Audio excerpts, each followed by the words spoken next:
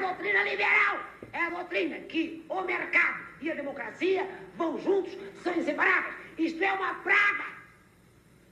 Este meu curso é dado para desfazer isso.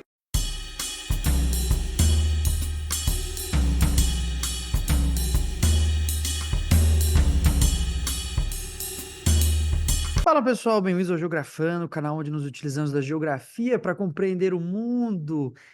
Vale a pena relembrar mais uma da Maria da Conceição Tavares, hein? Ela dizia também que é balela, que sempre que ela conversava com algum marxista, né, aquele marxista revoltado que fala contra a doutrina liberal, a doutrina neoliberal, era balela que ele escorregava e defendia algum desses argumentos, né? E de fato, né, a doutrina liberal, o liberalismo, ele é tão forte e presente nas nossas vidas como ideologia que é muito fácil de você repetir. É muito fácil de que em algum momento você escorregue e acabe defendendo algo nesse sentido, né? Então, é aquela típica coisa, foi tão bem construído, e de fato a doutrina liberal é bem construída, foi tão bem construído que nós passamos a utilizar com naturalidade, não sabemos nem de onde vem. Claro que vivendo numa sociedade dessa natureza capitalista, esse tipo de ideologia nos toma, nos acomete num processo de alienação total, nós nem percebemos e de repente estamos sujeitos a ela, não é mesmo? Então, para colocar aí algumas questões importantes, que hoje é um vídeo dedicado a John Locke, pensamento liberal, pensador inglês, contratualista, como nós vamos ver, né? Mas para pensar algumas das relações que só de estudar o John Locke nós já podemos conhecer, vou citar algumas aqui. A noção de liberdade, a noção de corpo, né?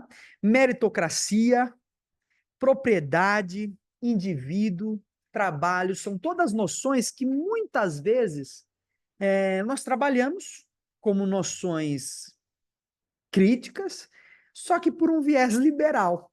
E como nós vamos ver, até mesmo em alguns momentos, aqueles marxistas fervorosos acabam caindo na contradição de assumir esse tipo de viés, de se, né, de se posicionar de um ponto de vista de pensamento liberal. Por isso é importante a gente conhecer, claro, não é possível que exista teoria crítica lendo só os críticos, né? Tem que ler os alvos da crítica, que são tanto os próprios críticos como também os liberais, os neoliberais. Temos que ler de tudo, não tem como escapar. Senão, a gente faz uma crítica infundada, né? Aquele negócio, acredite no que eu estou dizendo, né? Quer dizer, estou criticando, acredite nisso, mas não vale. Não, vale sim. Isso daí vai com certeza nutrir nossas teorias, métodos, percepções, filosofias, ideologias e por aí vai, né? Então, vamos lá. Vamos direto ao pensador inglês, né? John Locke. John Locke, então, é um pensador inglês, está no contexto do século XVII, da Revolução Gloriosa, da transição da monarquia para o sistema parlamentar na Inglaterra, né? Então, é um pensador que está muito no contexto de, ao mesmo tempo que faz uma crítica a uma aristocracia, também se posiciona favorável a uma burguesia ascendente.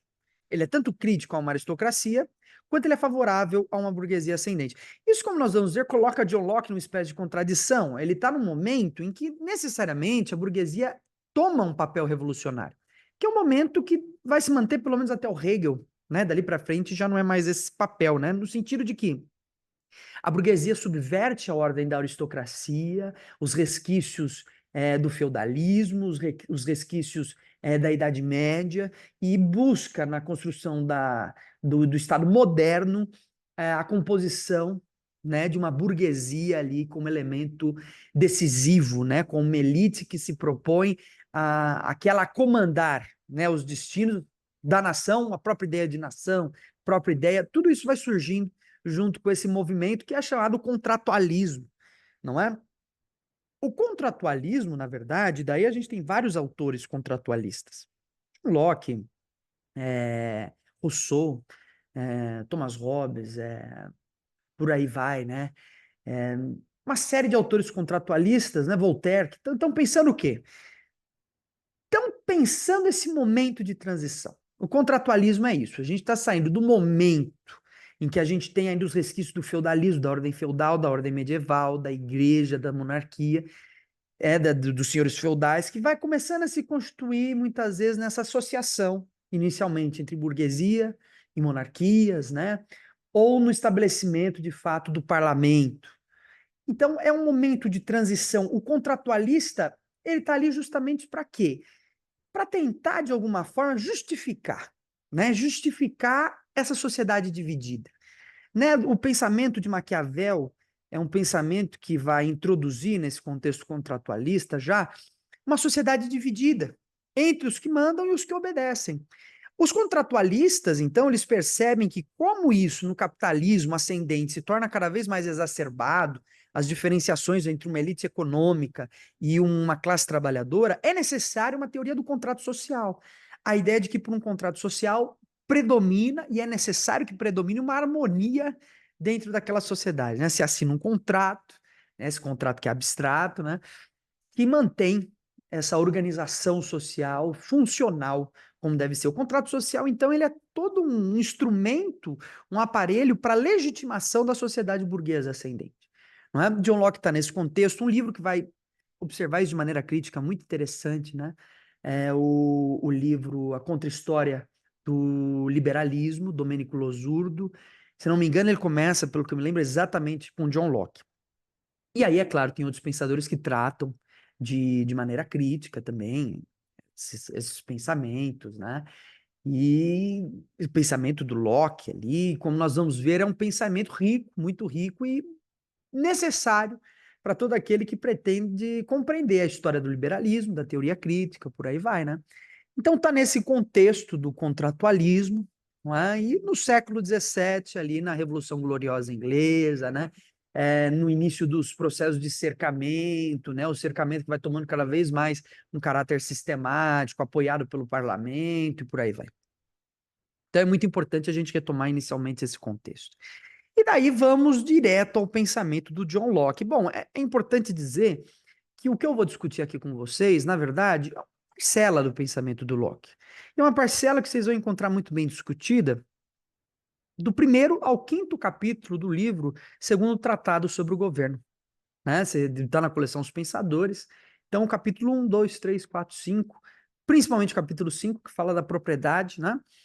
É mais ou menos ali que eu vou, né, movimentar essa discussão, né? O capítulo 5 do Locke é um dos mais discutidos, justamente porque falam da propriedade.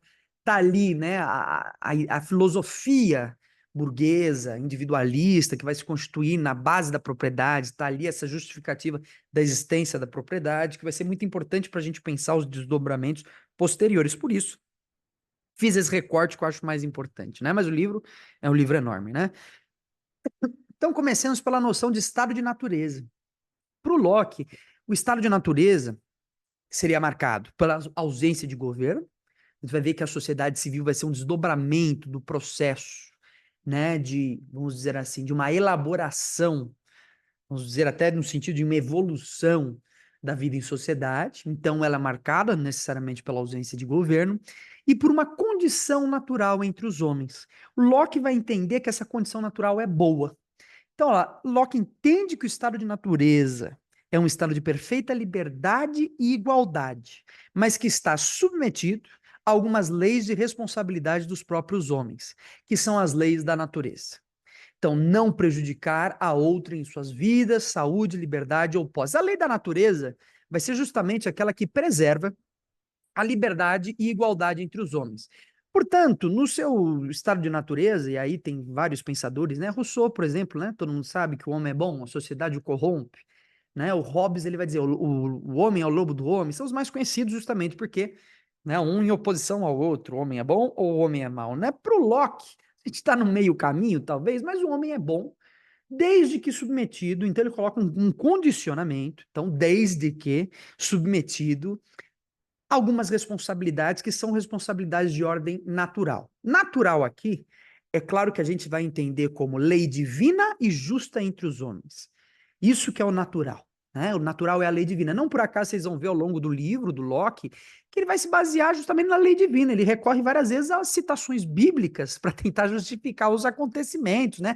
Ou as dinâmicas sociais, a forma pela qual a sociedade deve ser interpretada. Então, lei divina e justa, quer dizer, a lei natural é a lei divina e justa entre os homens. Esses homens, então, para que eles possam viver numa sociedade de um ponto de vista natural, né, com felicidade, vamos dizer assim, ele necessariamente deve respeitar a liberdade e igualdade.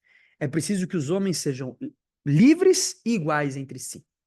Né? Que é uma coisa que a primeira vez, quando você escuta isso, você diz, pô, mas esse cara aí tá com um discurso meio comunista. E, em certo sentido, não é comunista, como nós vamos ver, mas é interessante notar que muitos dos ditos liberais hoje se esquecem desses preceitos de liberdade, de igualdade, de justiça social, que eram muito importantes na base da formação de pensadores como Locke. Por quê? A partir do momento em que a burguesia se constitui como classe revolucionária e não como classe dominante conservadora, é claro, ela está tentando subverter a ordem da aristocracia. Ela tem que ser de caráter revolucionário. A partir do momento que ela consolida seu poder na figura do Estado, o Estado moderno e a contemporaneidade, ela toma uma atitude conservadora. Agora que nós conquistamos, não é mais preciso um caráter revolucionário, é necessário um caráter conservador. O Locke, é muito interessante a leitura do Locke, porque ele está nesse caráter revolucionário, de briga com a aristocracia. Por isso ele vai defender igualdade e liberdade como conceitos fundamentais. Justamente porque é preciso justificar, né, a ascensão da burguesia. A burguesia está numa situação de ascensão onde essa classe é oprimida pela aristocracia. Né? E por isso ele precisa falar de liberdade e igualdade, para que essa classe não se torne mais oprimida, né? E aí, é claro, vai se constituir de uma outra maneira, como bem sabemos. Mas é interessante notar esse caráter revolucionário quando a gente pensa o Locke, né? Mas exatamente o que é essa igualdade e liberdade, que são condições de um perfeito estado de natureza? Então vejam só que ele coloca aí uma condição. Desde que liberdade e igualdade sejam respeitadas, o homem vive num estado perfeito de natureza. Esse estado ele pode ser corrompido, não é? Esse estado ele pode ser corrompido justamente porque depende do modo como os homens decidem se organizar. Se os homens não cultivam a virtude de liberdade e igualdade, naturalmente o estado de natureza vai se perverter e vai gerar o que a gente vai chamar de estado de guerra, que é o que a gente já vai ver. Mas, por enquanto, vamos definir essa questão de igualdade e liberdade, que são questões importantes até para pensar o liberalismo hoje. Então, igualdade entre os homens. O Locke ele tem uma visão que vai definir a liberdade de um ponto de vista quantitativo e qualitativo. Do ponto de vista quantitativo, todos os homens têm que poder, né, devem estar possibilitados de ter as mesmas coisas, na mesma quantidade, certo? Devem poder ter acesso à mesma quantidade que todos. Quer dizer, um não pode ter mais acesso à comida do que outro. Esse é um estado de igualdade do ponto de vista quantitativo. O fato de um comer muito e o outro comer pouco já pressupõe um estado de desigualdade entre os homens. Então, é necessário essa condição. A gente vai ver que eu estou trazendo de uma maneira inicial essa noção de igualdade, só que lá na frente a gente vai perceber que também ela vai estar sujeita à noção da propriedade. Então, numa primeira vista, é isso. Só que ele vai justificar depois essa desigualdade que existe, certo? Então, tenhamos em mente que, de um ponto de vista muito inicial, né? Então, igualdade quantitativa e qualitativa. Todos os homens na mesma quantidade, as mesmas coisas. A mesma quantidade de comida e a mesma comida para todos. Que todos tenham acesso à mesma quantidade e ao mesmo tipo de comida. É um exemplo de como essa igualdade se exerceria aos mesmos serviços, ao mesmo consumo, por aí vai, né? E a liberdade, como ela deve ser vista? Então, a liberdade, ela é regulada pela noção de igualdade. Nenhum homem acima de outro. A liberdade, para o Locke, ela tem que ser pensada nesse sentido. Se um homem exerce seu poder sobre o outro para lhe impugnar algo que seja contra a sua vontade, esse homem retira essa liberdade do outro, se coloca em estado de guerra com ele. Certo? A ausência da liberdade, ela está na base da produção desse estado de guerra. Então, a liberdade é pensada segundo o limite do outro. E aqui já é um exemplo claro de como a gente tem o desenvolvimento de uma filosofia individualista, uma filosofia do indivíduo, que começa a se produzir quase que concomitantemente com o com o pensamento contratualista. Por quê? Porque trata-se desse movimento de ascensão de uma burguesia que é marcado por sujeitos, né, por indivíduos, melhor dizendo, indivíduos que exercem, né, suas atividades comerciais a partir de suas próprias intervenções, né? Quer dizer, a burguesia é um grupo formado por indivíduos que têm seus interesses privados. Há ali, então, o surgimento, a gestação, né, de uma ideia de indivíduo que é muito importante. Então, a liberdade ela tem que ser regulada pela noção de outro, né? Eu não posso limitar o outro, né? E o outro não pode me limitar, certo? Quer dizer, então liberdade para o Locke é até interessante, porque eu me lembro muito da discussão lá do Monarque, né? Que ele disse que é a favor de 100% de liberdade, e ele se diz, né? Muitas vezes se disse o liberal. Liberalismo, nunca vi, né? A não ser em autores ali que beiram um niilismo, né? Em autores mais niilistas, alguns franceses, né? Tinham muito essa noção de liberdade como o exercício de fazer o que se quer, não é? O liberalismo nunca viu liberdade nesse sentido. Liberdade, ela não é fazer o que eu quero, né? Vamos lembrar até da noção kantiana, né?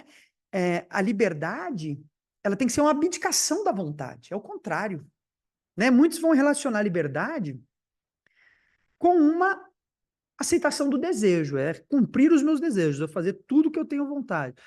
No pensamento liberal, essa não é a noção de liberdade. A liberdade, portanto, ela parece sujeita às regras impostas por um estado de natureza.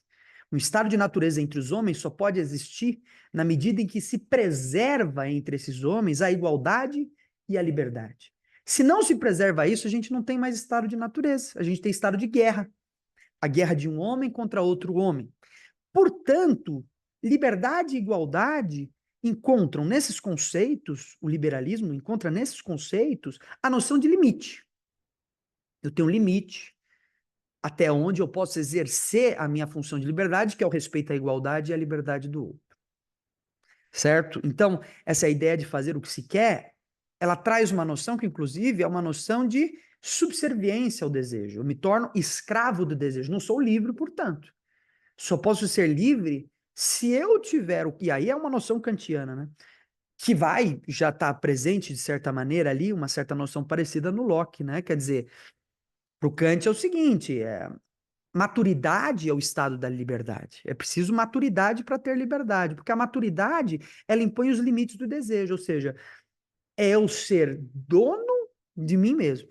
Eu saber até onde eu faço as coisas, né? Até onde eu permito, dou vazão a um desejo, até onde é ético, né? Imperativo categórico, kantiano, até onde eu posso realizar essas coisas. No Locke é muito parecido. Não é a mesma coisa, mas é parecido, no sentido de que se eu realizo meus desejos, eu naturalmente perverto a ordem natural. O estado natural e inicio o estado de guerra. Se esses desejos são contraditórios com a ideia de igualdade e liberdade. Então, o liberalismo nunca pensou essa noção de liberdade, de modo que hoje o que muito se propaga aí na ideologia liberal é que seria fazer o que se quer. Né? É a liberdade para fazer o que eu quero, o que eu sinto vontade, não é bem assim. Não é? Então, já um primeiro conceito que, pensado pelo liberalismo, ele impõe, inclusive, a questão jurídica.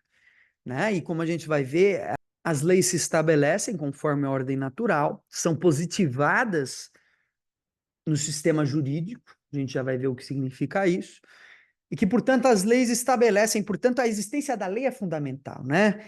Aquela discussão do monarca mesmo, né? Não, mas pode existir partido nazista, porque a liberdade tem que ser plena, eu defendo a liberdade plena. Isso não é liberdade, certo? A não ser para um outro pensador que pensa a liberdade como aceitação plena do desejo. Né? Do ponto de vista liberal, não faz sentido a existência de um partido nazista, porque ele pressupõe a opressão contra a liberdade e igualdade de uma outra pessoa, e que, portanto, não faz sentido, certo?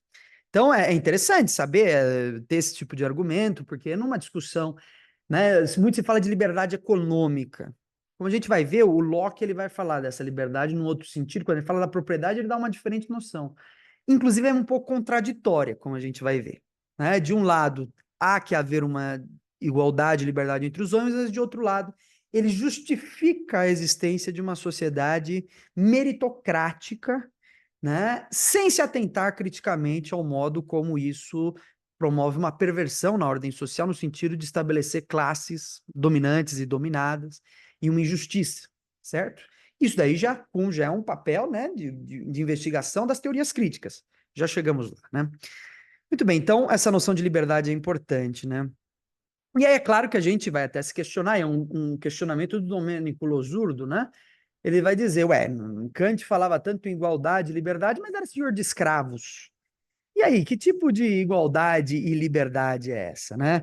Então, o escravo, para o Locke, era aquele que perverteu a lei natural. Por ter pervertido a lei natural, eles tinham como pena a entrega da sua vida para aquele que se sentiu pervertido.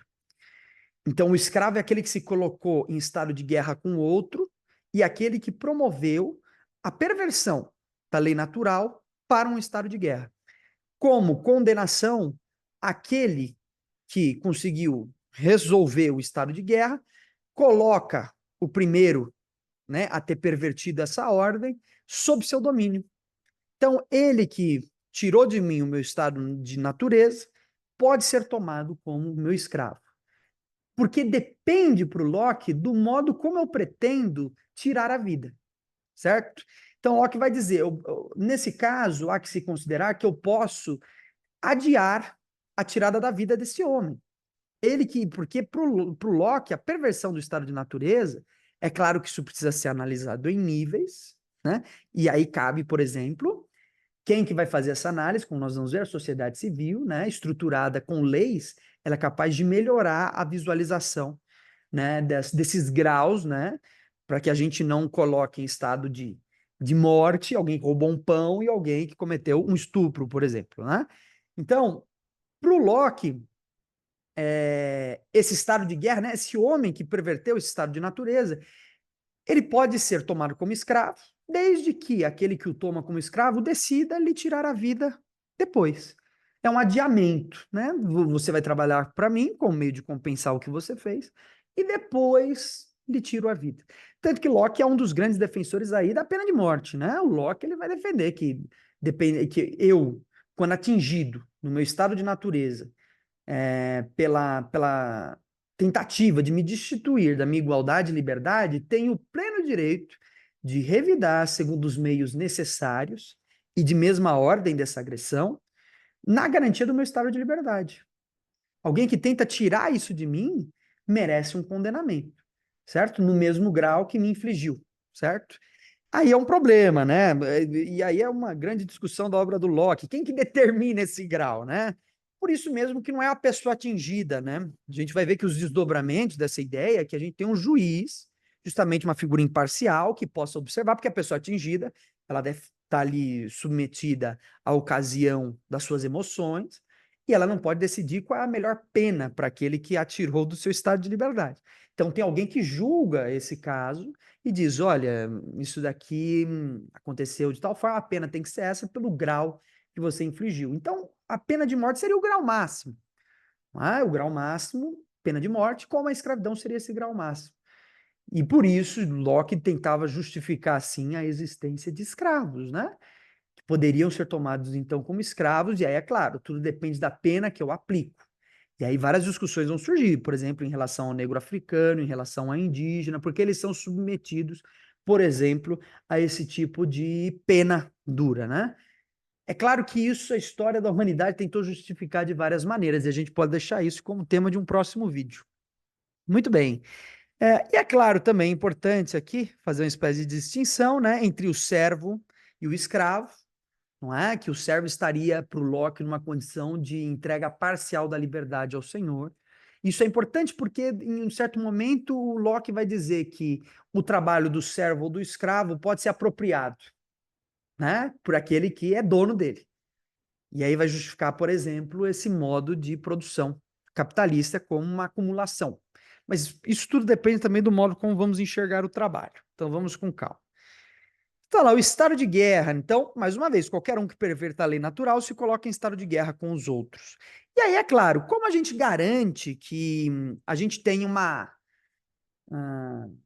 uma maneira mais, vamos dizer assim, acurada de resolver esses conflitos. Aí vem a sociedade civil e a lei positiva. A sociedade civil é exatamente isso. É o auge, né? A elevação dessa ordem natural numa organização jurídica que busque determinar essas leis naturais. As leis naturais não foram dadas, apesar de ter um conteúdo bíblico, dependem da interpretação.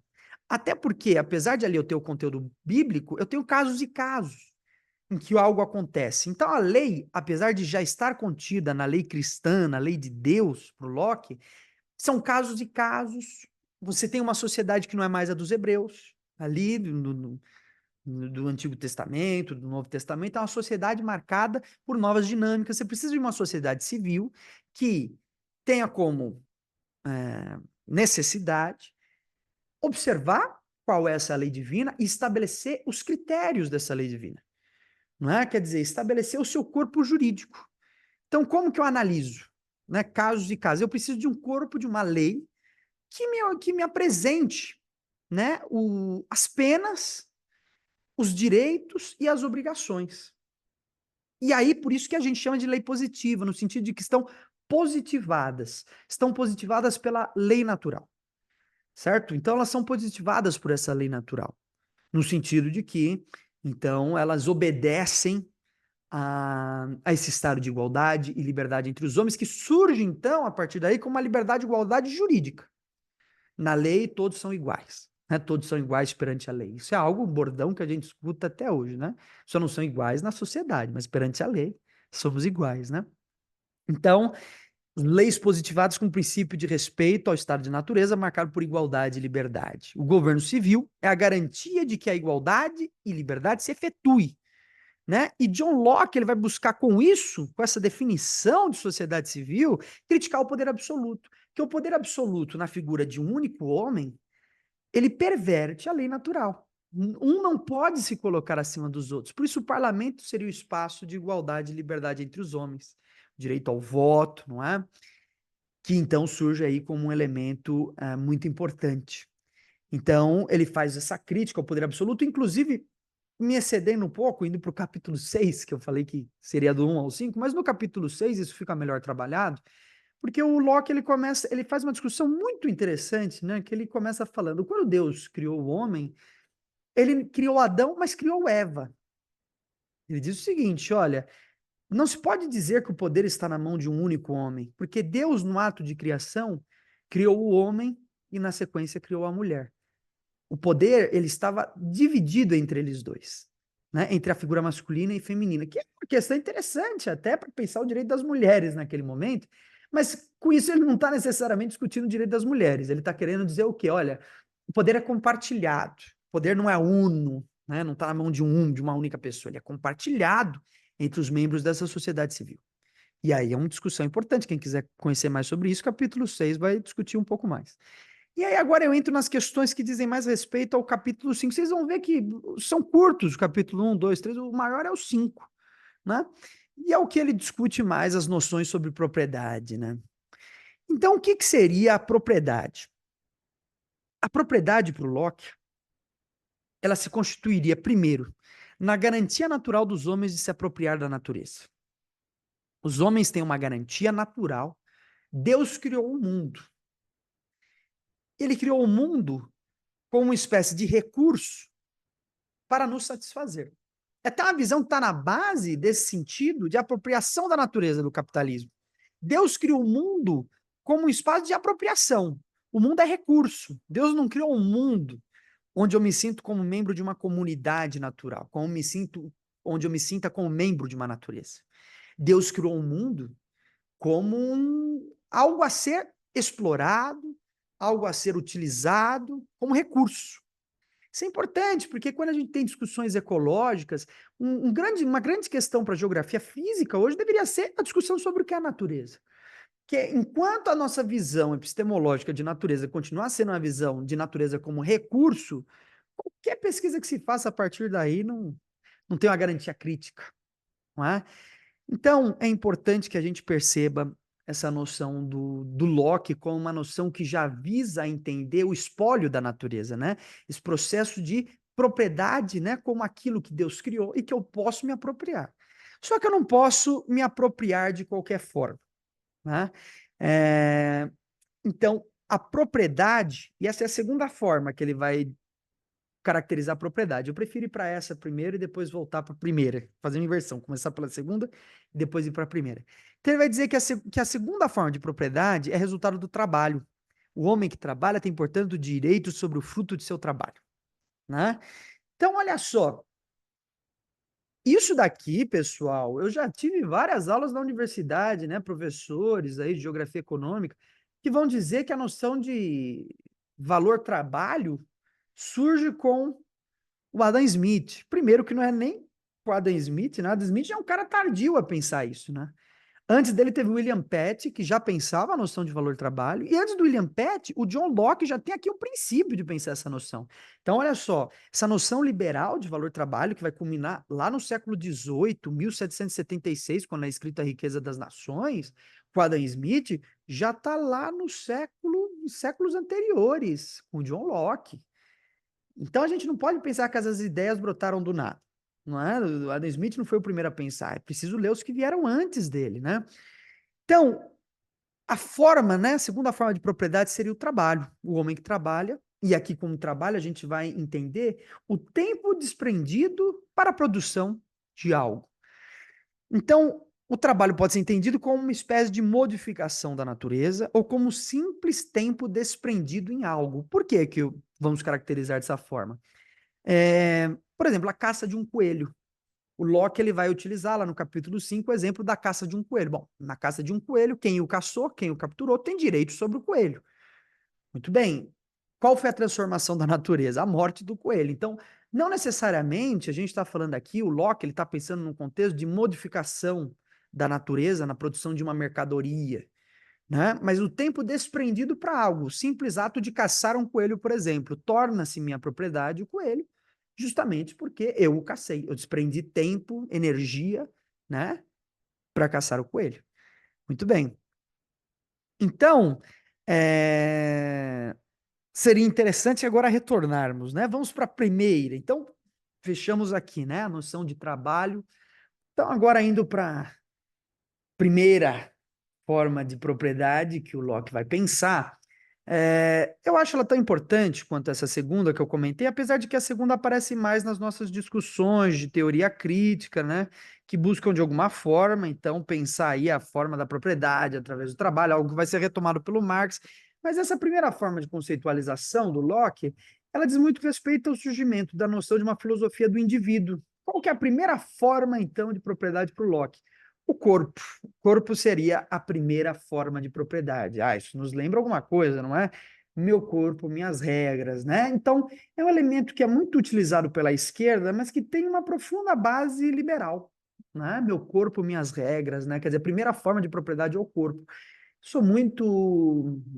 Concordo muito com o professor Vladimir Safatli quando ele fala que a primeira abstração não é o corpo. A primeira abstração é o corpo social.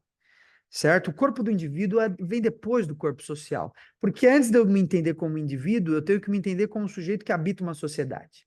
Isso vem de toda uma discussão do entendimento do eu como um outro, né? Que é uma outra discussão, em algum momento a gente pode fazer. Mas o fato é de que eu só constituo minha individualidade se primeiro eu constituo minha vida em sociedade. É assim, né? Quer dizer, os meus gostos, a minha forma de lidar com o mundo passa pelo meu relacionamento com os pais, pelo meu relacionamento com os amigos. Então, isso é anterior ao indivíduo. O processo de individuação, do ponto de vista psicológico mesmo, ele vem ao longo dos anos. Primeiro a se constituir um corpo social, não um corpo individual. Tudo bem, isso daí justifica falar algo contrário ao meu corpo, minhas regras? Talvez seria mais interessante entender essa perspectiva também a partir de um corpo social. Não é para que a gente não acabe defendendo esse liberalismo do ponto de vista da propriedade individual, né? Seria interessante notar como é necessário desdobramentos do ponto de vista social. Senão a gente cai numa teoria do indivíduo. Meu corpo, minhas regras, eu faço o que eu quiser e já entra em contradição com a própria noção da liberdade no liberalismo e da liberdade, inclusive, para diversos autores na esquerda, né? Então, essa noção de meu corpo, minhas regras está muito baseada numa noção liberal. Muito bem. Então, a gente viu que cronologicamente colocado, né, no texto, na lógica do Locke, primeiro a primeira forma de propriedade é o corpo, a segunda forma de propriedade é o trabalho. Muito bem, da onde viria então a noção de propriedade? Né? A propriedade da terra seria então tudo aquilo que o homem pode trabalhar, desde que para além do desperdício. Né? Quer dizer, tudo que ele pode trabalhar, desde que sem desperdício. Então, o que o Locke vai dizer? Bom, não adianta um homem dizer que ele vai ser proprietário de uma grande parcela de terra, porque o uso justo da propriedade é aquilo que me satisfaz as próprias necessidades. Então, se eu tenho uma terra gigantesca, né, eu tenho ali mais do que o necessário para a garantia das minhas próprias necessidades. É importante notar que, para o Locke, a ausência de terra para um homem seria algo absurdo. Não é? A ausência de terra, desse ponto de vista liberal, é um problema. Pessoas sem terra é um problema. De modo que, por exemplo, os movimentos aí sem terra, sem habitação que existem, desse ponto de vista, seriam abraçados pela perspectiva liberal. Não é possível que a gente entenda que um homem possa viver sem ter uma moradia. Isso seria desrespeitar a noção de igualdade e liberdade. Não é? Então, essa noção de propriedade, ela está sujeita à noção do desperdício. Eu posso me apropriar desde que não desperdiçando do que eu me aproprio, né? Então, é claro, né, é uma noção de propriedade baseada na limitação da apropriação desses recursos, né? Então, o homem que acumula terras e bens em maior medida do que consegue consumi-los perverte o estado de natureza. Ele se coloca em guerra, né, contra a sociedade, contra o homem, perverte o estado natural e se põe em guerra contra a humanidade. Mas, né, se a gente parasse aqui, Locke seria comuna, né? Depende, né? Muitas coisas ainda não, mas teria elementos ali socialistas importantes, né? Quer dizer, o homem não pode ficar sem terra, igualdade, liberdade. Se a gente parasse aqui, fechou, né? O problema é que ele vai além, né? Então ele vai de alguma forma completar essa noção de propriedade. Então ele vai dizer o seguinte: apenas uma forma de acumular para além do próprio consumo, uma possibilidade. A venda do excedente, que se transforma em um uso mais nobre. Esse termo, né? Em um uso mais nobre. O uso mais nobre seria justamente o uso para além do consumo. Esse uso mais nobre significa eu produzir para além da minha satisfação pessoal. Estou produzindo, ela é mais nobre porque eu estou produzindo, desprendendo energia para produzir para outros, né? Então, nesse sentido, a troca possibilita a venda do excedente. Se eu acumulo, mas troco, eu, de alguma forma, me garanto, legitimo minha posse da terra. Ah, então aí é outra história. Você tem uma propriedade gigantesca, né? Só que eu produzo nela e uso isso para troca. Ah, então beleza. Então tá liberado, você tem ali a justificada a existência da liberdade. É claro que quando a gente pensa no Brasil hoje em terras improdutivas, já entraria em contradição com o pensamento do Locke. Se você não produz na terra, terra especulativa, por exemplo, já seria um caso. Pô, terra especulativa, você não tem nada sendo produzido, portanto, você não tem direito sobre o uso da terra. Então, o liberalismo ele traria uma grande crítica à situação agrária do Brasil, né? Traria uma grande crítica nesse sentido. Muito bem, então, há uma forma de acumular para além do próprio consumo, que é a venda do excedente. E aqui, é claro, ele começa um processo de justificação da propriedade como forma mercadoria, como aquilo ao qual posso me apropriar, desde que faça um uso excedente na forma de troca, na forma de mercadoria. Né? Se eu, então, trato a propriedade como mercadoria, como objeto pelo qual eu posso trocar o meu excedente, portanto, né, eu tenho a possibilidade do uso da terra. E aí ela se torna minha propriedade. Muito bem, né? Então, mas a propriedade é sempre de quem a trabalha? Porque aí entraria em contradição, né? Quer dizer, tudo bem, mas não é o dono da terra que está produzindo. Na verdade, é quem trabalha na terra. E se aquela lógica anterior de que a propriedade depende do trabalho funciona, então logicamente, que quem produziu, que é dono, então, são os produtores, né, que são donos do que produziram, né? Algo aí que nós conhecemos muito bem no marxismo, né? Quer dizer, os produtores, eu produzi a mercadoria, portanto, ela é minha, não é? Quer dizer, o trabalho é fruto de quem, a mercadoria é fruto de quem a trabalhou, de quem a produziu. É uma crítica que a gente vê aí no marxismo. E aí, é claro, isso daí não entraria, logicamente, em contradição com a ideia do Locke? Não necessariamente. Primeiro, que o Locke está escrevendo num contexto ali onde a gente tem as plantations, que são trabalhadas por escravos. Lembrem-se lá que o escravo, assim como o servo, ele entrega, o escravo no caso, totalmente, o servo parcialmente, a sua vida nas mãos do senhor. Portanto, ele se torna mesmo, mais ainda no caso do escravo, uma espécie de propriedade. Ele se torna propriedade, tudo que é fruto da minha propriedade é meu fruto. Então, tudo que o escravo produziu é meu, né? No caso do trabalhador, eu posso, aí sim, comprar, não é? Eu posso comprar o seu trabalho. Então, eu não deixo de estar trocando com ele, não é? Ele produziu, a propriedade é minha.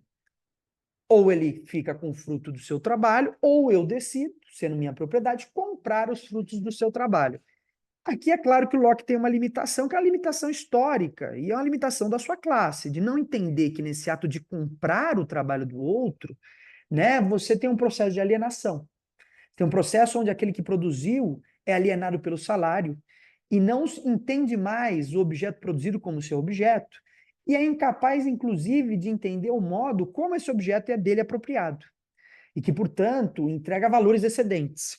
Não é que o Marx vai chamar de mais-valia.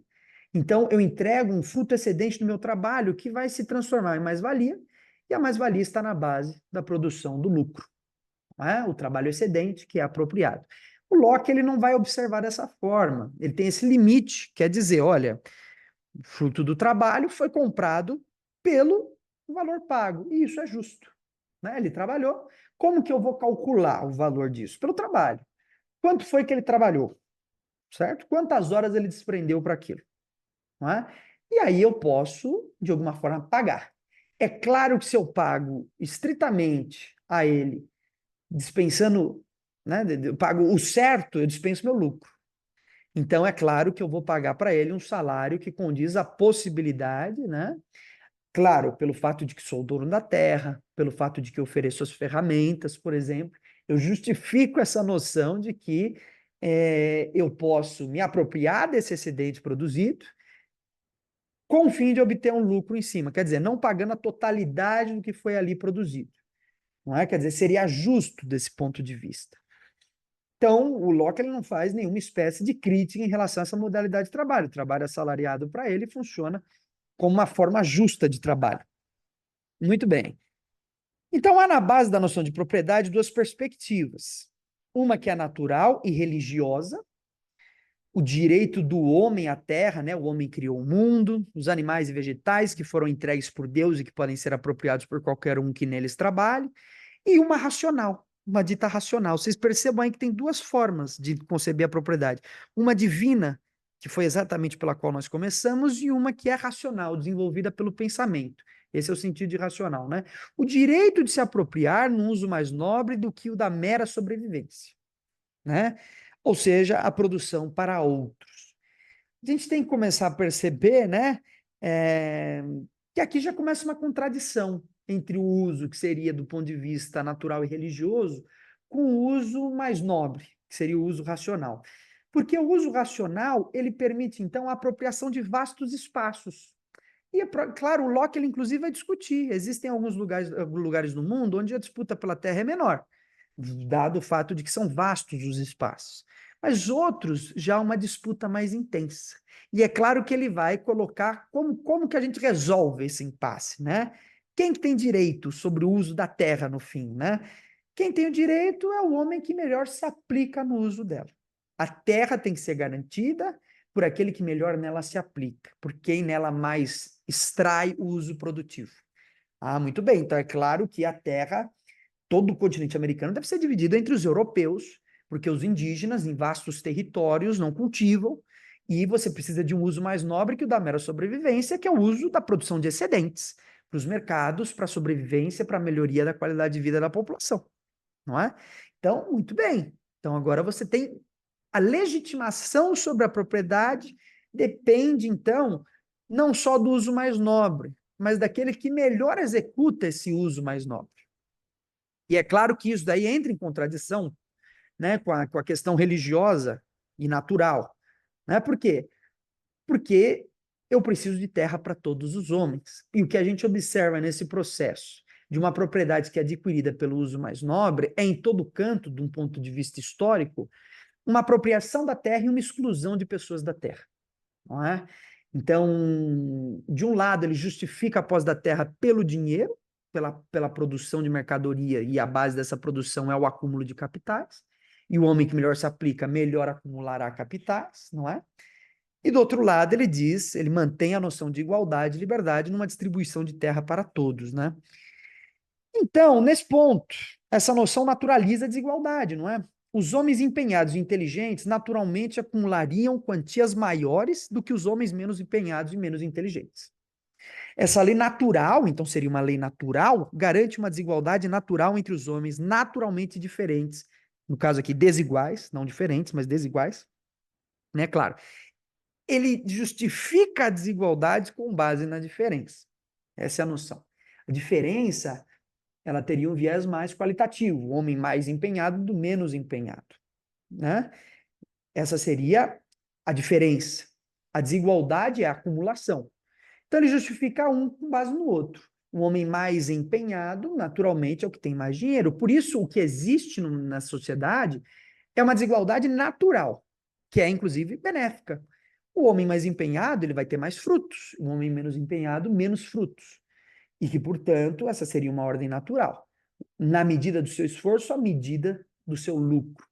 A gente sabe que não funciona assim, né, pessoal? Que a gente tem aí pessoas que se matam de trabalhar na construção civil, levantando prédios, faxineiros, porteiros, tudo isso, que recebem muito menos do que um cara que muitas vezes herdou uma grande fortuna ou que tem um império e que, né, e fica ausente na maior parte dessa produção. Então, aqui é importante porque essa base que o Locke está pensando é uma base de justificação e de criação de uma ideologia que existe até hoje, que é a meritocracia. Meritocracia tem essa base, na medida do seu esforço, o seu lucro. Né? Tá nessa base dessa construção filosófica, que, na verdade, hoje não faz sentido, como já não fazia na época do Locke, mas é muito bem construído, isso nós não podemos negar, né?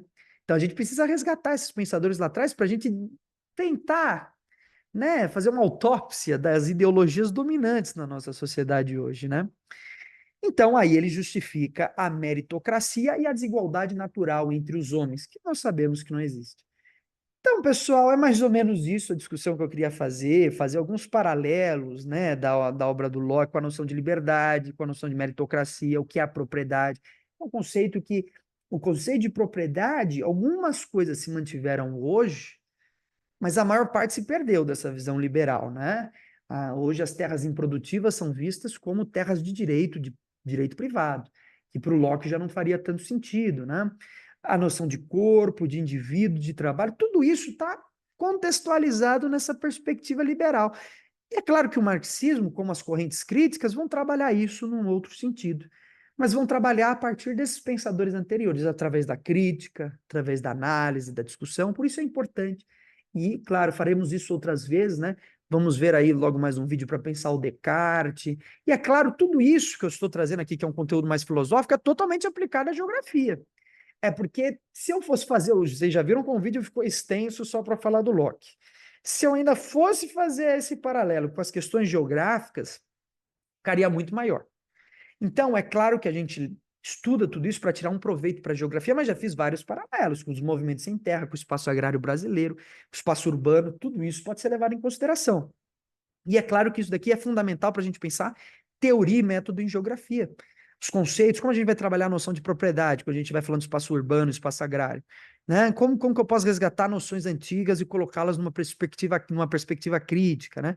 E por aí vai. Então vamos ver, vamos discutir lá também Descartes, e quando der também o Leibniz, e por aí vamos seguindo, dando uma sequência aí em outros pensadores.